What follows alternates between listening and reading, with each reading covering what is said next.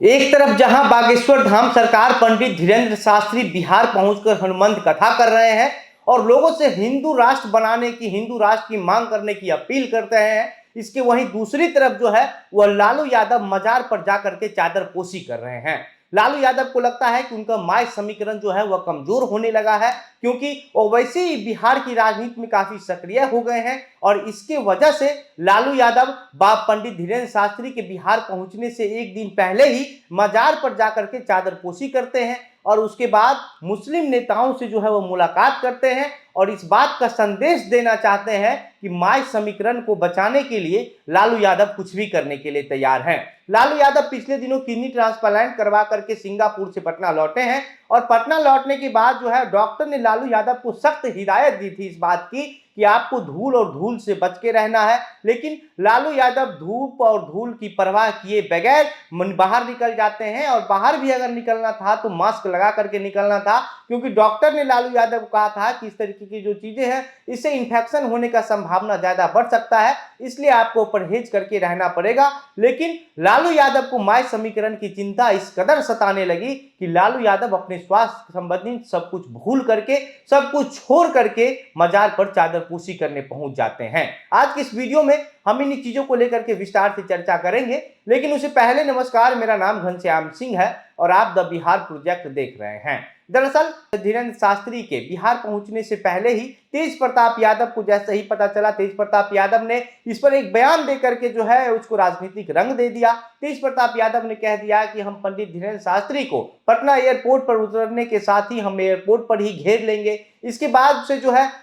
तेज प्रताप यादव की पार्टी राजद की जो बहुत सारे ऐसे नेता हैं जो खुल करके बाबा का विरोध करना शुरू कर दिए और विरोध इतना ज्यादा होने लगा। बाबा एक तरफ हिंदू राष्ट्र की मांग करते हैं तो बीजेपी को यहां पर मौका मिल गया और बीजेपी खुल करके समर्थन में आ गई। बीजेपी को इसका फायदा आगामी चुनाव में देखने को लगा और इसकी वजह से बीजेपी के कई बड़े नेता कल पंडित धीरेन्द्र शास्त्री के पास मिलने पहुंचते हैं, धीरेन्द्र शास्त्री का आशीर्वाद लेते हैं और यहां तक कि मनोज तिवारी खुद से पंडित धीरेन्द्र शास्त्री जी का जो गाड़ी है वो ड्राइव करके उनको पटना एयरपोर्ट के बाद से होटल पनास से जब निकलते हैं धीरेन्द्र शास्त्री जी, वहां से लेकर के नौबतपुर के तरेतपाली का जो मठ है जहां पर उनका कार्यक्रम हनुमंत कथा का होना था वहां तक पहुंचाते हैं। उसके बाद भाजपा के और भी कई बड़े नेता उस कार्यक्रम में शामिल होते हैं। विजय सिन्हा, सम्राट चौधरी से लेकर के और भी कई भाजपा के बड़े नेता उस कार्यक्रम में जाते हैं, हनुमंत कथा का पाठ जो है वो सुनते हैं और पंडित धीरेन्द्र शास्त्री के लिए जो है वो हमेशा खुल करके खड़े रहते हैं।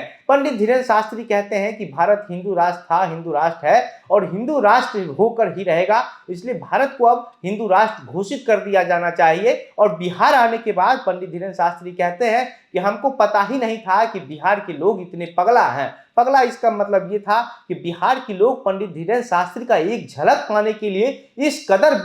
जो है वह परेशान हो गए थे, इस कदर बेचैन हो गए थे कि पंडित धीरेन्द्र शास्त्री को लगा, इस बात का एहसास हुआ कि हमने इतनी देर से बिहार आकर के गलती कर दी। यहाँ के जो लोग हैं उन पंडित धीरेन्द्र शास्त्री के लिए उनके अंदर में कितना सारा प्यार है ये धीरेन्द्र शास्त्री जी ने खुद से महसूस किया और उन्होंने कहा कि हम देर से आए हैं, हमको अगर पता होता कि इतना प्यार आप लोग हमसे करते हैं तो हम बहुत पहले ही आ गए होते, लेकिन अगर देर से भी आए हैं तो अब तो आते रहेंगे और तब तक आते रहेंगे जब तक बिहार जो है पूरा वो राममय नहीं हो जाता है। पंडित धीरेन्द्र शास्त्री कहते हैं कि जो आप लोग को अगर इस तरीके का चीजें चाहिए, आप चाहते हैं कि भारत हिंदू राष्ट्र हो और हिंदू राष्ट्र घोषित हो जाए, तो आपको संगठन में जुड़ करके रहना पड़ेगा, संगठन के साथ काम करना पड़ेगा, संगठन को मजबूत बना करके रहना पड़ेगा और उसके बाद भारत को हिंदू राष्ट्र होने से कोई भी रोक नहीं सकता है। पंडित धीरेन्द्र शास्त्री के कार्यक्रम के बाद पहले जो है लालू यादव जब मजार पर पहुंचते हैं,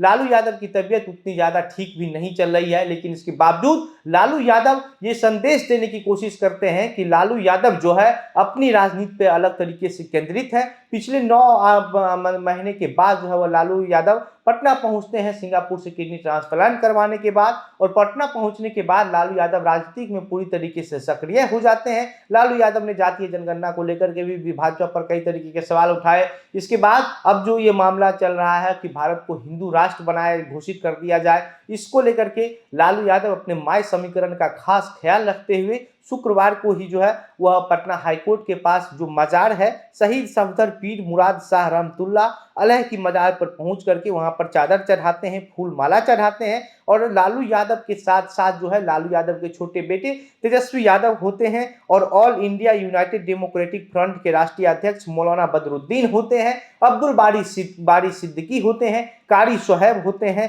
और श्याम रजक होते हैं और इन लोगों के साथ जाकर के लालू यादव वहां पर मजार पर चादर और फूल माला चढ़ाते हैं और मुल्क की अमन चैन के लिए दुआ करते हैं और गंगा जमुना संस्कृति को मजबूत करने पर भी बल देने का जो बात है उसको बात करते हैं कि क्योंकि लालू यादव जब मजार पर चादर चढ़ा करके आते हैं उसके बाद वो फोटो जो है वीडियो जो है वो शेयर करके राष्ट्रीय जनता दल की तरफ से कहा जाता है कि लालू यादव गंगा जमुना का जो संस्कृति है उसको मजबूत करने पर बल दिया है मजार पर चादर पोशी करके। लेकिन वहीं कुछ लोग ये कहते हैं कि लालू यादव जो है वो मुस्लिम का वोट लेने के लिए इस तरीके से कर रहे हैं क्योंकि लालू यादव भी हिंदू हैं, लालू यादव का आस्था भी हिंदू में है, लेकिन हिंदू का जो आस्था है उसका विरोध लालू यादव जो है वो सिर्फ और सिर्फ अपने माय समीकरण की वजह से कर रहे हैं क्योंकि लालू यादव को इस बात का डर सता रहा है कि अब माय समीकरण उनका कमजोर हो जाएगा और आने वाले दिनों में ये पूरी तरीके से बिखरता हुआ दिखाई दे रहा है। इसका वजह ओवैसी है, ओवैसी बिहार की राजनीति में काफी सक्रिय हो गए हैं और ओवैसी के साथ साथ जो शहाबुद्दीन को मानने वाले लोग हैं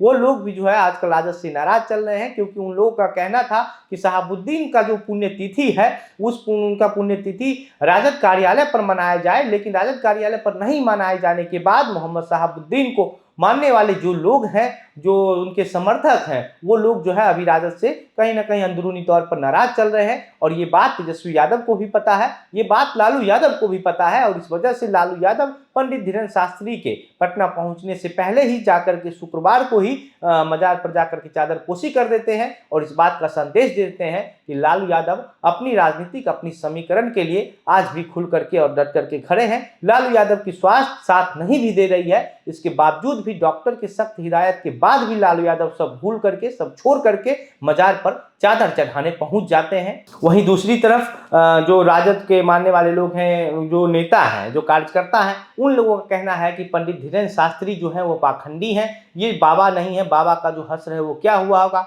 लेकिन जिस तरीके से लाखों लोग जो है वो 4 से 5 लाख लोग पंडित धीरेन्द्र शास्त्री जी को सुनने के लिए पटना की नौबतपुर पहुंच जाती है, वो देख करके ये लगता है कि पंडित धीरेन्द्र शास्त्री का जो रुतबा है वो किस तरीके का है। और पंडित धीरेन्द्र शास्त्री ने एक बात और पहले ही साफ कर दिया है कि उनको राजनीति में कभी नहीं आना है, उनको बस हिंदू राष्ट्र बनाना है। इससे पहले पंडित धीरेन्द्र शास्त्री एक टीवी चैनल को इंटरव्यू दे रहे थे, उस दौरान पंडित धीरेन्द्र शास्त्री ने कहा कि हम अपने 2024 की तैयारी पर लग गए हैं। फिर जवाब सवाल पूछा जाता है कि आप क्या तैयारी कर रहे हैं 24 के लिए, तो पंडित धीरेन्द्र शास्त्री पूरे कॉन्फिडेंस के साथ कहते हैं कि वही तैयारी जो इसकी मांग हम हमेशा करते हैं, हम हिंदू राष्ट्र घोषित करवाने की जो तैयारी है उसको कर रहे हैं और भारत हिंदू राष्ट्र घोषित होकर के ही रहेगा। बाकी इस पूरे मामले पर आप क्या सोचते हैं, आपको क्या लगता है, आपकी जो प्रतिक्रिया है हमें कमेंट बॉक्स में लिख करके बताइए। वीडियो को शेयर कीजिए। मेरा नाम घनश्याम सिंह है और अगर हमारा ये वीडियो फेसबुक पर देख रहे हैं तो हमारे पेज को भी फॉलो कर लीजिए। अगर यूट्यूब पर देख रहे हैं तो हमारे चैनल को भी सब्सक्राइब कर लीजिए। इस तरह की और भी जो तमाम खबरें बिहार या फिर बिहार की राजनीति से जुड़ी आएगी, हम सब आपको इसी प्लेटफॉर्म के माध्यम से साझा करते रहेंगे। बहुत बहुत धन्यवाद।